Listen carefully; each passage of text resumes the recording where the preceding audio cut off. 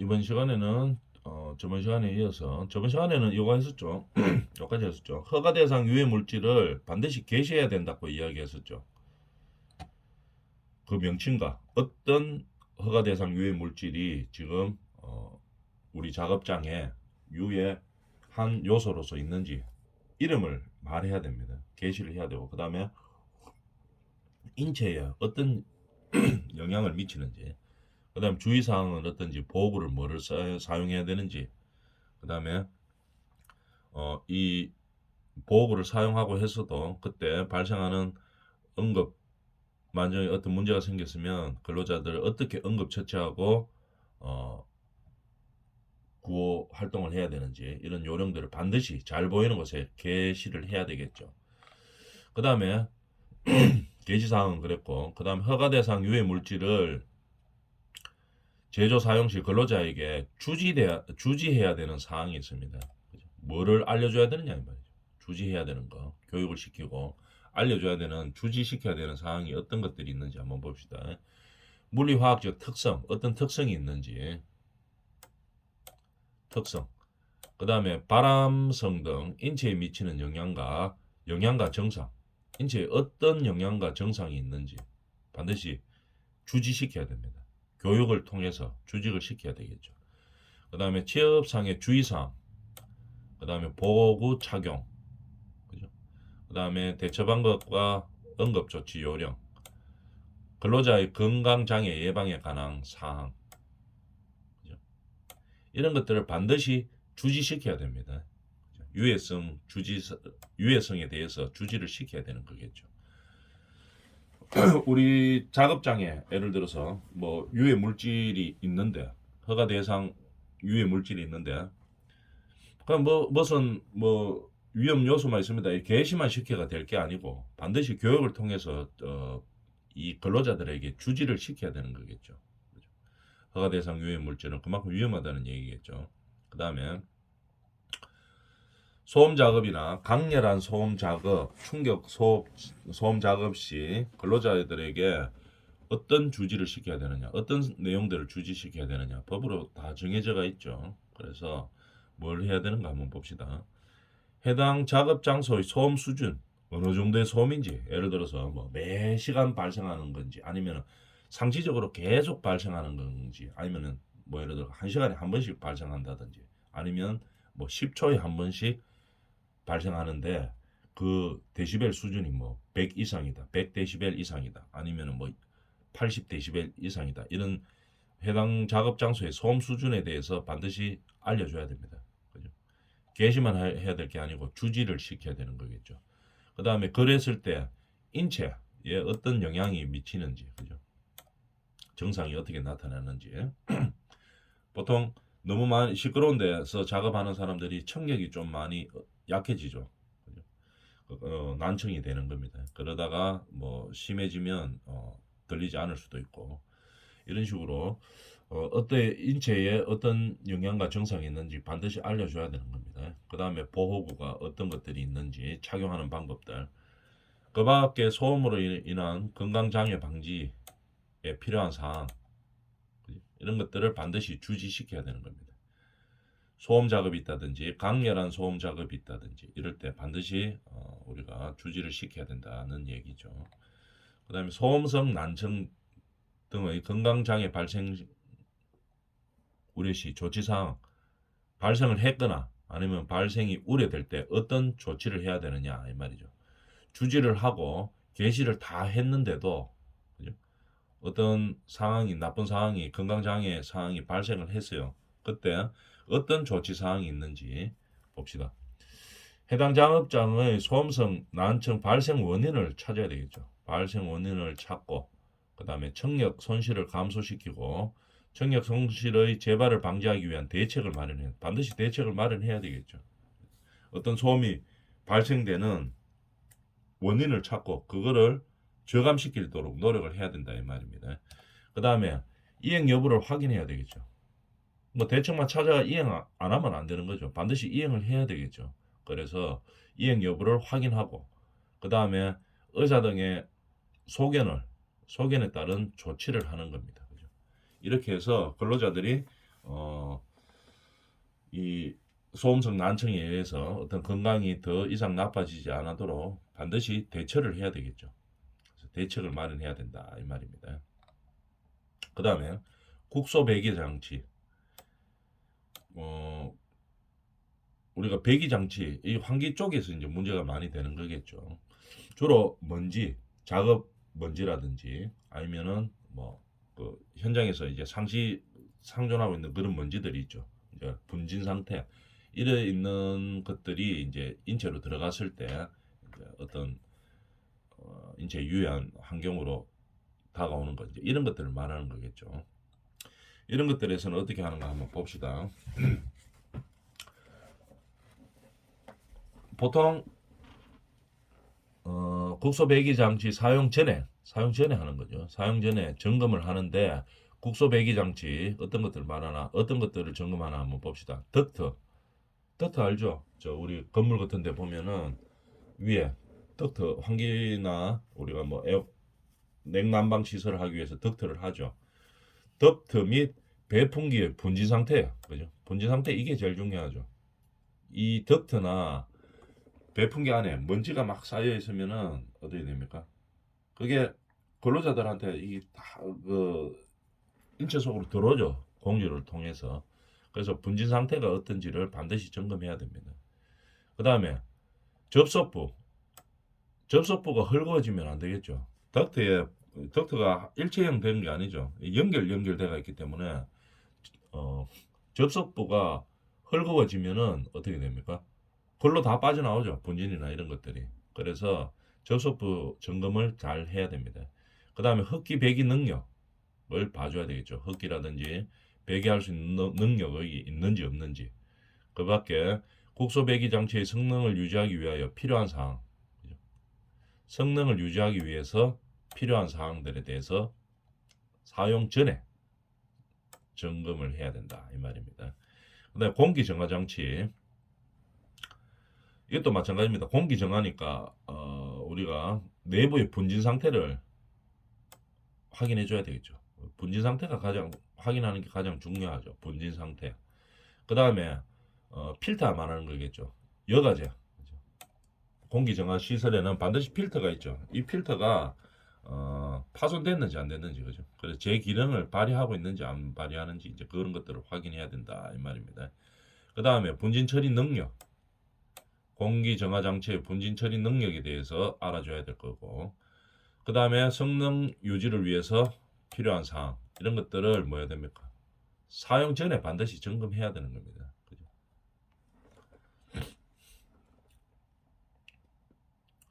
배기 장치 우리가 뭐 공기 정화 장치나 배기 장치를 현장에서 이제 근로자들이 근로를 할 때 건강 유지를 위해서 이제 해놨습니다. 국소 배기 장치도 해놨고 그 환기가 잘 안 되는 지역에다가 주로 많이 하겠죠. 배기 장치라든지 뭐 정화 장치를 이렇게 설치를 하는데 그 환기 안 되는 상태에서 이제 그 공기를 작업장의 공기를 이제 정화시키고 배기시키기 위해서 이제 설치를 해놨는 거겠죠. 근데 그 안에 막 분진이 많이 있고 접속부가 헐거워져 가지고 있고 그다음 필터 이런 것들 여과제들이 제 기능을 발휘 못하고 있고 성능도 떨어지고 있고 이러면은 환기가 안 되겠죠. 공기 정화도 안 되고 배기가 안 되겠죠. 그래서 그런 것들을 잘 점검해야 된다는 얘기입니다.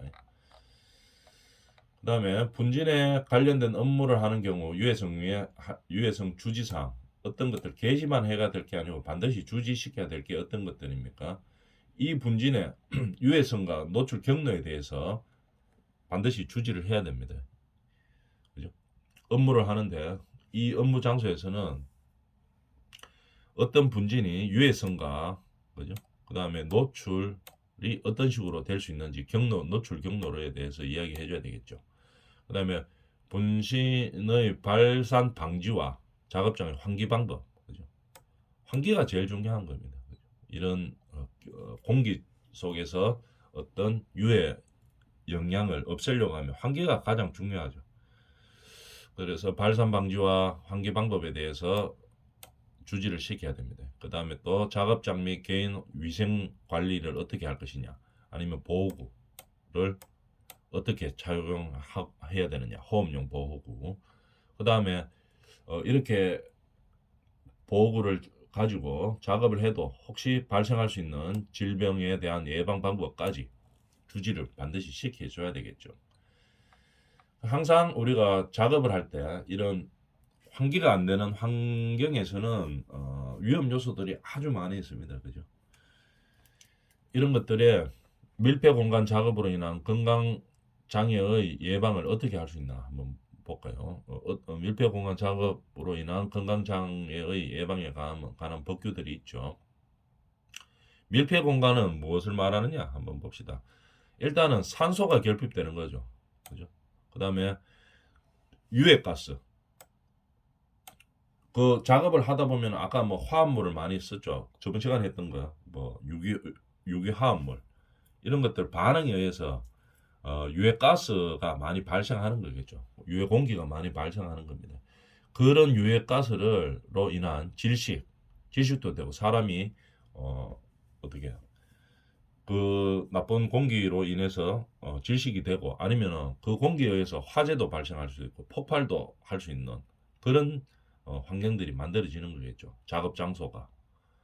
그러다 보니까 주로 많이 발생하는 게 밀폐 공간에서 많이 발생하는 겁니다.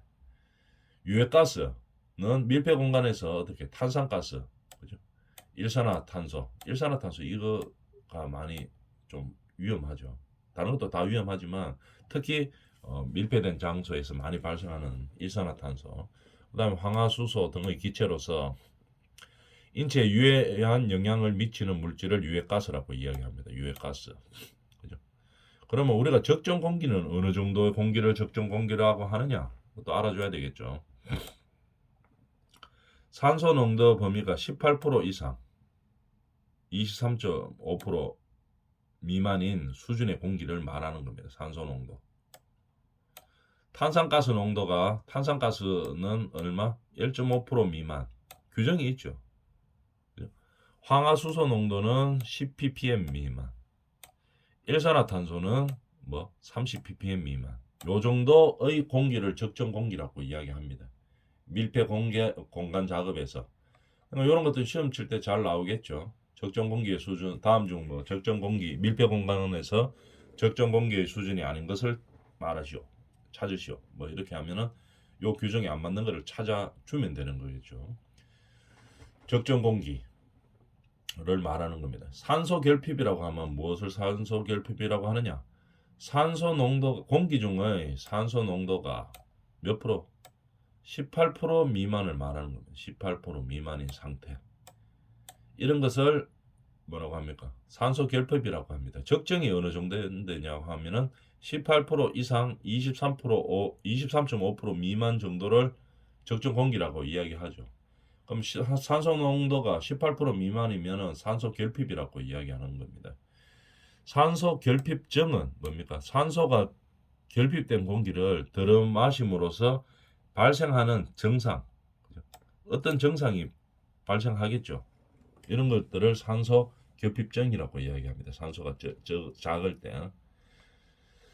자, 그 다음에 그래서 이 지금 보면 알 수 있듯이 작업을 하는 장소의 환경이 밀폐가 되어 있으면은 어떻게 항상 이 유기화합물들에 의해서 작업장의 근로 환경에 아주 나쁜 그런 환경이 많이 만들어지죠. 탄산가스가 발생한다든지 아니면 일산화탄소가 발생한다든지 황화수소가 발생한다든지 산소 농도가 떨어진다든지 이제 이렇게 하는 거죠. 이게 다 뭡니까? 환기 때문에 발생하는 거겠죠. 환기가 안 되기 때문에 그 작업 현장이 환기가 안 되는 장소이기 때문에 하는 거죠. 그래서 이 환기가 안 되는 작업 장소인 경우에 환기를 시키기 위해서 우리가 뭘 합니까? 이런 것들을 하는 거죠. 공기 정화 장치나 국소 배기 장치를 하는 거죠. 그런데 국소 장치만 해놓고 될 일이 아니고 이 장치가 잘 가동되고 장치 안에도 어떤 청결한 상태가 잘 유지가 되어야지 목적을 달성할 수가 있겠죠. 분진 상태를 확인하고 접사부가 헐거워져 가지고 제 성능을 발휘 못한다든지 이런 것들을 점검을 잘 해줘야 된다는 얘기입니다. 그 다음에 이런 작업 장소에서는 어떤 질병들이 발생할 수 있다는 것을 반드시 게시하고, 그 다음에 보호 장비를 어떻게 갖추어야 되는지 또 설명을 하고 안전 조치를 어떻게 해야 되는지를 반드시 게시하고 주지시켜야 된다는 얘기입니다. 그런 얘기들을 하는 거겠죠. 밀폐 공간 복원 작업 시 프로그램 수립 시행 시 포함 사항에서는 어떤 것들이 있느냐. 밀폐 공간 복원 작업에 뭘 해야 되는가 한번 봅시다. 포함 사항이 어떤 것들이 있느냐. 위치 파악 및 관리 방안에 대해서 밀폐 공간은 위치 파악, 어디가 밀폐 공간인지, 그 다음에 관리 방안이 어떻게 되는지 이거를 확인해 줘야 되겠죠. 그 다음에 밀폐 공간 내 질식 중독 등을 일으킬 수 있는 유해 위험 요인을 파악하고 어떤 위험 요인이 있는지 파악하고 관리 방안을 프로그램 수립할 때 어떻게 관리하겠다 하는 그런 관리 방안이 있어야 되는 겁니다. 그러니까 지금 보면은 밀폐 공간이 그만큼 위험하다는 얘기겠죠, 그죠? 작업하는 데 있어서 환기가 안 되기 때문에 모든 화합물들이 어떤 반응에 의해서 자연적으로 환기가 되면은 그 위험도가 상당히 떨어지는 거겠죠. 근데 환기가 안 되는 상황 같으면은 위험한 상황이 많이 발생할 수 있기 때문에 이런 것들에 대한 대책에 대한 밀폐 장소에 대한 대책에 대한 프로그램을 수립하는 겁니다. 그럴 때 어떤 사항들이 필요하냐 이거죠. 밀폐 공간 작업 시 사전 확인이 필요한 사항에 대한 확인 절차. 사전 확인이 뭐가 필요한지, 어떤 것들이 사전 확인을 해야 되는지, 그리고 절차가 어떤지 이런 것들에 대해서 프로그램에 포함시켜야 됩니다. 그 다음에 이 밀폐 공간에 대한 작업자들에 대한 안전보건 교육 및 훈련을 어떻게 할 것인지, 그 다음에 밀폐 공간 작업 근로자의 건강장애 예방, 어떻게 예방할 것인지, 건강을 어떻게 예방할 것인지, 요거에 대해서 프로그램을 수립해야 됩니다. 프로그램. 자, 그러면 산소 및 유해가스 농도 측정, 그죠? 반드시 해야 되죠. 밀폐 작업장 들어가기 전에, 작업자들이 들어가기 전에 물론 보호를 하고 안전 조치를 해서 들어가겠지만 하기 전에 이 산소와 유해가스 농도를 반드시 측정해야 됩니다. 측정하고 문제가 없을 때 들어가야 되겠죠. 그냥 뭐 보호장구만 낀다고 해가지고 무조건 들어가라 하면 이거 큰일 나죠. 잘못하면 안전사고가 납니다. 밀폐 공간이기 때문에. 그래서 뭡니까? 반드시 산소 및 유해가스 농도를 측정하고 나서 들어가야 되는 겁니다. 누가 측정하느냐? 관리감독자나 안전관리자, 보건관리자, 안전관리 전문기관에 와서 할 수도 있고, 보건관리 전문기관에서도 할 수도 있고, 지정 측정기관에서도 할 수도 있는 거죠. 보통 뭐 현장이 좀 밀폐 작업을 하는 현장이 좀 크다 이래 되면 보통 뭐 전문적으로 하는 측정기관들에서 의뢰를 해서 하는 경우가 많이 있죠. 그러나 현장의 규모가 좀 작다든지 이러면은 직접 관리감독자나 안전관리자, 보건관리자들이 직접 측정하는 경우도 있습니다. 그죠? 그러나 일반적으로 전문 기술이 있어야 되기 때문에 측정기관에서 보통 나와서 대행을 하죠. 그래서 산소 및 유해가스 농도를 밀폐 공간에서 확인하고 그 다음에 작업자들이 작업하러 들어가야 된다는 얘기입니다. 밀폐 공간 작업 시작 전에 확인사항, 그죠? 뭐를 확인해야 되느냐? 작업일지, 기간, 장소 등 내용 등 작업 정보, 이 작업이 어떤 작업이라 하는 작업 정보를 알아야 되겠죠. 그 다음에 관리 감독자, 근로자, 감시인 등 작업자 정보, 작업 정보도 알아야 되고 작업자 정보도 알아야 됩니다. 그 다음에 반드시 중요한 거, 작업 전에 산소 및 유해가스 농도의 측정 결과, 이거 반드시 확인해야 되겠죠. 측정 결과 보고 그 다음에 그 결과에 따른 후속 조치 사항, 그죠? 후속 조치가 어떻게 됐는지, 산소가 부족했다, 그 다음에 유해가스 농도가 많다 이러면은 반드시 어떻게 측정한 다음에 후속 조치를 한 다음에 그 다음에 작업을 진행해 줘야 되겠죠. 그다음에 작업 중 불활성 가스, 불활성 가스 또는 유해 가스의 누출, 유입, 발생 가능성 검토 및 후속 조치사항 반드시 필요한 거겠죠. 누출, 유해 발생 가능성 검토, 그죠?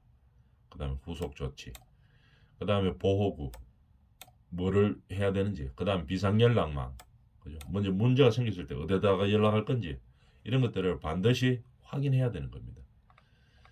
이만큼 밀폐 공간 작업은 위험성을 포함하고 있다는 얘기죠. 밀폐 공간 내 작업 시 조치 사항은 어떻게 되느냐? 제일 중요한 게 환기입니다. 환기. 밀폐 공간 내 작업 시 조치 사항 어떤 조치를 해야 되느냐? 환기. 반드시 환기. 제일 중요한 게 환기죠. 그 다음에 인원 점검.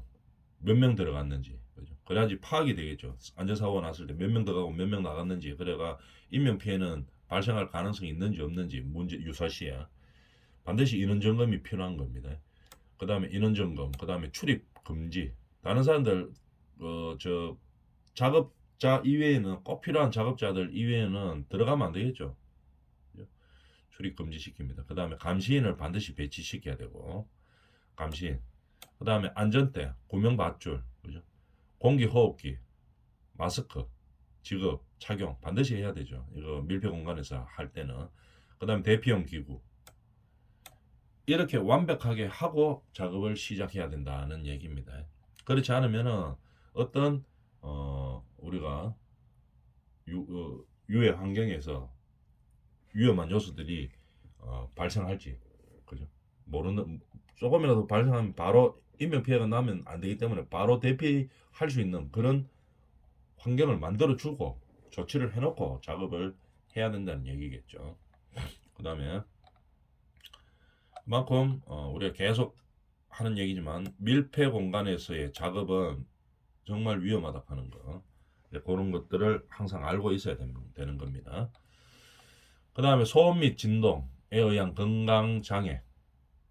우리 소음 진동에 의한 우리 근로자들이 어떤 장애들이 많이 발생합니다. 우리 건설 어떤 작업 현장에서는 소음이 또는 진동이 많은 현장들이 많죠. 자, 소음 작업. 어떤 것들을 소음 작업이라고 하는가 한번 봅시다.